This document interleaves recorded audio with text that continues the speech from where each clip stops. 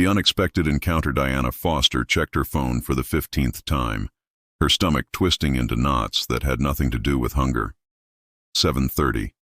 The reservation at Celestial, one of Manhattan's most exclusive restaurants, had been for 6:45. She smoothed down her charcoal gray dress, the nicest thing she owned, purchased 3 years ago for her sister's wedding. The fabric felt suddenly cheap under her fingertips as she watched couples in designer clothes laugh over wine that probably cost more than her weekly grocery budget. The hostess approached with that particular expression of pity mixed with impatience that Diana had become familiar with over the past hour. "Miss Foster, I'm afraid if your party doesn't arrive soon, we'll need to release the table. We have a waiting list." Diana nodded, blinking back the sting of tears that threatened to ruin her carefully applied makeup. "Just 5 more minutes. Please." The truth was, there was no party coming. Grace Chen, the creative director at Momentum Digital, had promised to meet her here to discuss the senior designer position Diana desperately needed. After her ex-boyfriend Tyler had emptied their joint account and disappeared 6 months ago, leaving Diana with their 4-year-old daughter Emma and a mountain of his unpaid debts, she'd been scrambling to survive on freelance work that barely covered rent. This job would have changed everything: stable income, health insurance, a chance to stop choosing between new shoes for Emma and paying the electricity bill on time. But Grace hadn't answered calls or texts, and Diana was beginning to realize she'd been stood up in the cruelest possible way. She reached for her worn purse, resignation settling over her shoulders like a heavy coat, when chaos erupted at the restaurant entrance. A man strode through the doors with the kind of presence that made everyone turn to look. He was tall, probably 6'3", with dark hair that looked artfully disheveled and a jaw sharp enough to cut glass. His midnight blue suit probably cost more than Diana's entire wardrobe, and he moved with the confidence of someone who'd never been told no in his entire life. The hostess practically stumbled over herself, rushing to greet him. Diana watched, with detached curiosity, grateful for any distraction from her humiliation. She expected him to be led to some exclusive section, perhaps a private room. Instead, after a brief conversation with the hostess, he turned and walked directly toward Diana's table.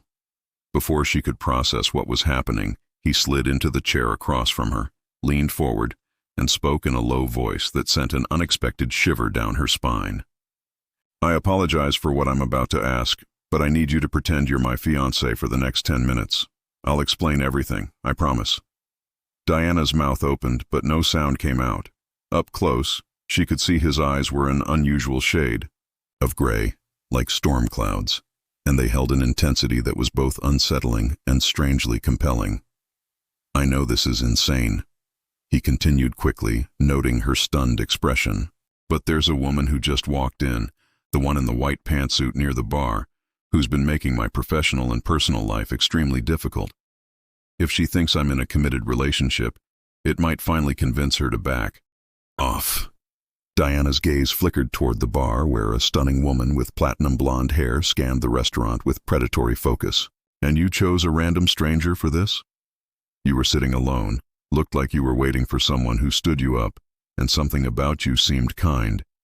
He offered a small, self-deprecating smile. "Also, I'm desperate, and you have an honest face." It was possibly the strangest compliment Diana had ever received. She should have stood up and left. This was clearly the beginning of some elaborate scam, or worse. But something in his expression, a vulnerability beneath the polished exterior, made her hesitate. "She's coming this way," he murmured, and without thinking, Diana reached across the table and took his hand. The woman in white arrived at their table with a smile that didn't reach her cold blue eyes. "Sebastian Hale. What a delightful surprise. I didn't know you frequented Celestial." Sebastian's fingers tightened around Diana's. "Veronica." "Yes, it's my fiancé's favorite spot. We try to come here monthly." He gestured to Diana with his free hand. "Diana, this is Veronica Cross." "Veronica, Diana Foster, my fiancé." Veronica's eyes narrowed as she assessed Diana from head to toe in a glance that was clearly meant to be dismissive. "Fiancé? How curious. You've never mentioned being engaged, Sebastian. In fact, at last month's tech summit, You explicitly said you were focused entirely on your company. We prefer to keep our relationship private, Diana heard herself say, surprising them both. Given Sebastian's public profile, we value what little privacy we can maintain. Something flickered in Sebastian's eyes, approval mixed with surprise. Veronica's smile grew tighter. How long have you been together? 8 months, Sebastian said smoothly. We met at a gallery opening. Diana's an artist. Graphic designer, Diana corrected automatically, then worried she'd broken the illusion. But Sebastian just smiled at her warmly. She's too modest. You should see her work. It's extraordinary. Veronica lingered for another excruciating minute, asking pointed questions that Sebastian deflected with practiced ease.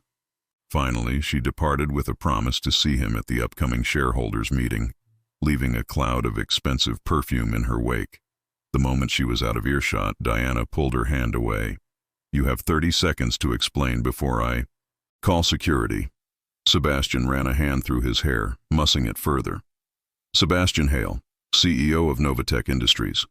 Veronica Cross is our largest outside investor, and she's been leveraging her position to push for a merger with her company, while simultaneously making increasingly aggressive personal advances.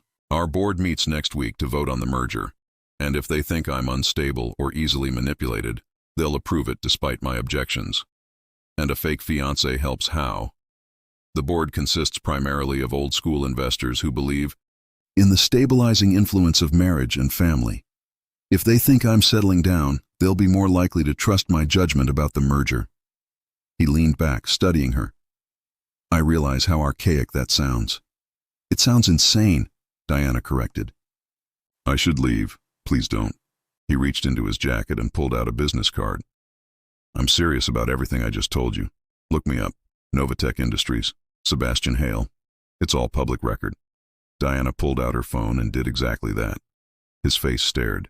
Back at her from dozens of articles. Tech wunderkind. 32-year-old CEO. Net worth north of 800 million. She looked up at him, then back at her phone, struggling to reconcile the man sitting across from her with the polished executive in the photos. This is completely inappropriate, she said slowly. Absolutely, he agreed. But you were stood up tonight, and unless I'm mistaken, you needed that meeting badly. What if I could offer you something better? Diana's heart began to pound. What are you suggesting? Sebastian leaned forward, his expression intense. A business arrangement. You attend key events with me over the next 2 months as my fiancé. In exchange, I pay you $50,000 and connect you with the best creative agencies in the city. No strings, no complications, just a mutually beneficial agreement. $50,000. Diana's mind reeled. That was more money than she'd make in a year of freelancing. It could erase Tyler's debts, create a safety net for Emma, maybe even allow them to move to a better neighborhood with good schools. I have a daughter, she blurted out. She's 4. This arrangement, whatever it is, can't affect her. Something softened in Sebastian's expression. I would never ask you to involve your daughter. This would be strictly professional, limited. Public appearances at business functions. Your personal life remains entirely yours. A waiter approached and Sebastian ordered for both of them without asking, somehow selecting exactly what Diana would have chosen if price hadn't been an issue. As they ate, he outlined the details of his proposal with the precision of someone negotiating a business contract. Why me? Diana asked finally, setting down her fork. You could have anyone, models, actresses, actual socialites who know how to navigate your world. Because you're real, Sebastian said simply. Veronica has already seen us together. And, honestly, after watching you hold your composure when your meeting didn't show, maintaining your dignity even when you were clearly devastated, I knew you were stronger than most people I know. Diana studied him across the candlelit table. This was madness, absolute madness, but the rent was 3 weeks overdue. Emma needed new clothes for preschool, and the freelance check she'd been counting on had fallen through last week. If I agree, she said slowly, I want everything in writing. A contract with clear boundaries, explicit terms about public versus private life, and an exit clause if either of us wants out. Sebastian's smile was genuine this time, reaching his eyes. I'd expect nothing less. My lawyer can have something drawn up by tomorrow. They finished dinner discussing logistics, carefully avoiding the elephant in the room, that they were two strangers about to embark on one of the most intimate deceptions possible. As Sebastian paid the bill, Diana's phone buzzed with a text from her babysitter asking if she'd be home soon. "I need to get back to my daughter," she said, gathering her purse. Sebastian stood immediately. "Let me call you a car. I can take the subway. Please, it's the least I can do after hijacking your evening." He had already pulled out his phone, arranging for a car service. "And Diana, thank you. I know this is unconventional, but I promise I'll make sure you don't regret this." As Diana rode home in a car far more luxurious than anything she'd ever been in, watching the city lights blur past, she couldn't shake the feeling that she'd just stepped off a cliff. Whether she'd fall or fly remained to be seen. When pretend becomes real. 3 weeks later, Diana stood in front of her bathroom mirror, applying lipstick in a shade called Crimson Confidence that she'd never have bought for herself. The emerald green dress hanging on her bedroom door had arrived that morning via courier, along with a handwritten note from Sebastian. "For tonight's charity gala, the color matches your eyes. S." She hadn't realized he'd noticed her eyes. Then again, Sebastian Hale seemed to notice everything. Over the past weeks, she'd attended 4 events with him: a tech industry dinner, a gallery opening, a product launch, and an intimate gathering at a board member's home. Each time he'd been attentive without being possessive, charming without being fake, and surprisingly easy to talk to when they weren't performing for others. The arrangement had worked exactly as promised. Veronica Cross had backed off her aggressive pursuit, and the board had postponed the merger vote, citing Sebastian's improved stability as a factor. Diana had received her first payment, $25,000 that had felt surreal when it appeared in her bank account. She'd paid off Tyler's debts, moved Emma into a better preschool, and for the first time in months, slept through the night without anxiety dreams about eviction notices. "Mommy, you look pretty," Emma called from the living room where she was building an elaborate block tower with Diana's neighbor's teenage daughter, who'd become their regular babysitter. Diana smiled, slipping into the dress. It fit perfectly, of course. Sebastian had somehow obtained her measurements without asking. She fastened her grandmother's pearl earrings, the only jewelry she owned worth keeping, and took a final look in the mirror. The woman staring back at her looked different than she had 3 weeks ago. More confident, less haunted. It wasn't just the expensive dress or professional styling. Something fundamental had shifted inside her. The intercom buzzed. Sebastian was here. Diana kissed Emma goodbye, promised to be home before midnight, and headed downstairs where a sleek black car waited. Sebastian stepped out as she emerged from her building, and the expression on his face made her breath catch. "You look stunning," he said simply, offering his arm. In the car, they reviewed the evening's strategy. The charity gala would be attended by Novatech's entire board, several major investors, and Veronica Cross. It was their most important appearance yet, the one that would hopefully cement the board's faith in Sebastian's leadership. "Are you nervous?" Diana asked, noticing the tension in his shoulders. "Always, before these things." He glanced at her. "But less so when you're with me. You have this way of making everything seem manageable." The admission hung between them, more intimate than their carefully rehearsed touches and practiced smiles. Diana looked away, unsettled by how much she wanted to believe he meant it. The gala was spectacular, held in a historic mansion converted into a museum. Crystal chandeliers, flowing champagne, elegant guests in designer clothes that cost more than most people's monthly rent. Diana moved through it all on Sebastian's arm, playing her role flawlessly. She charmed investors, laughed at board members' jokes, and gracefully deflected questions about wedding plans with vague references to wanting something intimate and private. Sebastian stayed close, his hand warm on her lower back, occasionally leaning in to whisper commentary that made her fight back laughter. "See that man in the silver tie?" he murmured during dinner. "He once tried to convince our board that the future of tech was in smart toasters. Not just internet-connected toasters. Toasters with artificial intelligence that could judge your character based on your bread preferences." Diana choked on her wine. "You're making that up." "I swear it's true." He gave a 40-minute presentation, used slides and everything. For a moment, they weren't CEO and hired fiancé. They were just two people sharing a ridiculous inside joke, and Diana realized with sudden clarity that she was in trouble. Veronica found them during the auction portion of the evening. She looked immaculate in a blood-red gown, her smile sharp as broken glass. "Sebastian, Diana, what a lovely couple you make." "Thank you, Veronica," Diana replied smoothly.